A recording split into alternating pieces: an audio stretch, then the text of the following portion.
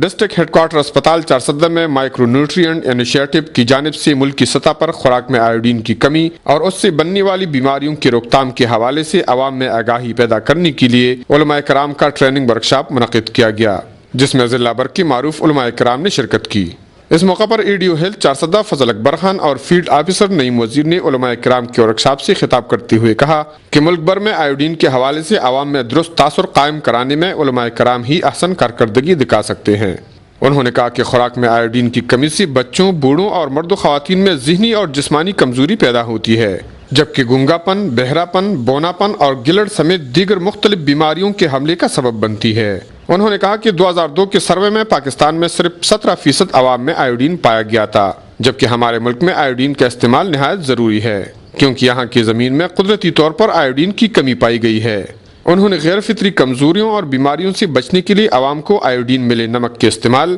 اور نمک کارخانہ داروں کو نمک میں آیوڈین کی مناسب مقدار شامل کر کے مستقبل میں ذہنی اور جسمانی طور پر صحت مند پاکستان کا مطالبہ کیا۔ کفایت اللہ، اے نیوز، چارسدہ۔